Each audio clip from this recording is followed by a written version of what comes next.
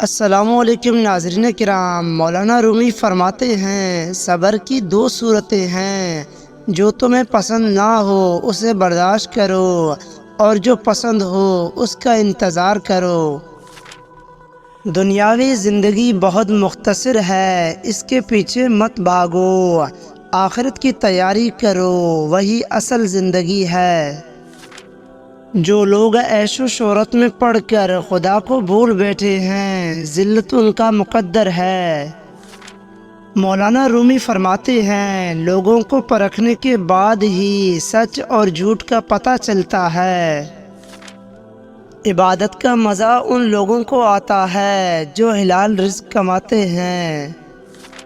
مولانا رومی فرماتے ہیں اچھا کام کرنے سے دل خوش ہوتا ہے اور برا کام کرنے سے اداس ہوتا ہے۔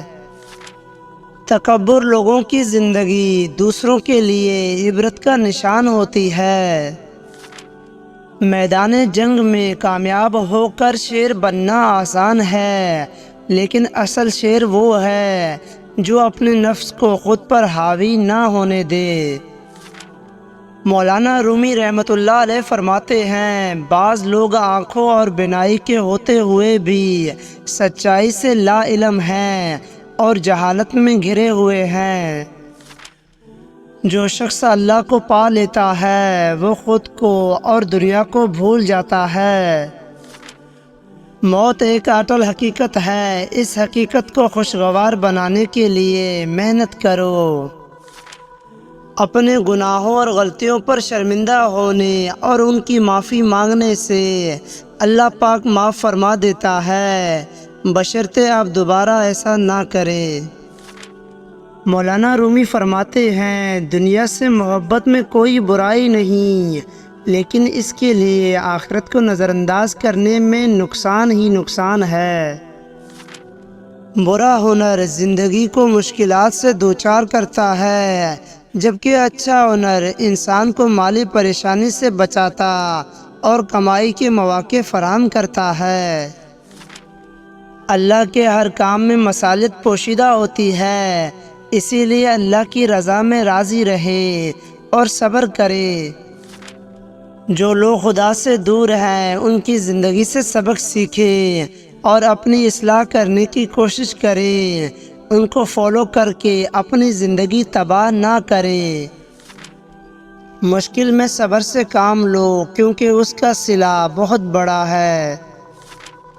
شیطان انسان کو بہکا کر بڑے کام کرواتا ہے، اس سے محتاط رہو۔ خاموشی آپ کی ذہنی تناؤ کو کم کر کے آپ کو باشعور انسان بننے میں مدد کرتی ہے۔ دنیا میں سب سے بڑی دولت انسان کی عزت نفس ہوتی ہے، اسے کھو کر انسان کو قارون کا خزانہ بھی مل رہا ہو تو وہ گھاٹے کا سودا ہے۔ وہ شخص سب سے بڑا منافق ہے جو تمہارے سامنے تمہاری تعریف کرے لیکن تمہارے پیٹھ پیچھے تمہاری عزت کی دھجیاں اڑا دے۔ جو لوگ آپ کے معیار پہ نہیں پہنچ پاتے پھر وہ آپ کے کردار پر انگلیاں اٹھانے لگ جاتے ہیں۔ جو سوال پوچھتا ہے وہ 5 منٹ کے لیے بیوقوف لگتا ہے اور جو پوچھتا ہی نہیں وہ ہمیشہ بیوقوف رہتا ہے۔ جب رب راضی ہونے لگتا ہے تو بندے کو اپنے عیبوں کا پتہ چلنا شروع ہو جاتا ہے اور یہی اس کی رحمت کی پہلی نشانی ہوتی ہے۔ خالق سے مانگنا سنت ہے، اگر دے دے تو رحمت، نہ دے تو حکمت۔ مخلوق سے مانگنا ذلت ہے، اگر دے دے تو احسان، نہ دے تو شرمندگی۔ مولانا رومی رحمۃ اللہ علیہ فرماتے ہیں وہ جگہ چھوڑ دو جہاں تمہارے احساس اور تمہارے الفاظ کی قدر نہ ہو، پھر چاہے وہ کسی کا گھر ہو یا کسی کا دل۔ منہ میں زبان تو سبھی رکھتے ہیں مگر کمال وہ کرتے ہیں جو اسے سنبھال کر رکھتے ہیں۔ میں ایسے رشتہ داروں کو نہیں مانتا جو دکھ درد میں سہارا دینے کے لیے تو غائب ہوں مگر تانا دینے کے لیے حاضر ہو جائیں۔ دنیا والے چہرہ اور مال دیکھتے ہیں، جبکہ عرش والا دل اور اعمال دیکھتا ہے۔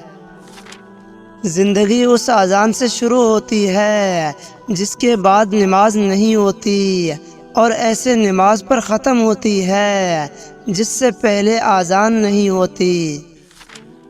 اگر غرور میں مبتلا ہونے سے بچنا چاہتے ہو تو خود سے زیادہ ذہین شخص کی صحبت اختیار کرو۔ خود غرض، جاہل اور بیوقوف لوگوں پر جب احسان کرو تو پھر ان کے شر سے بچو۔ جب انسان اللہ کے قریب ہوتا ہے تو اللہ بھی اس کے قریب ہو جاتا ہے۔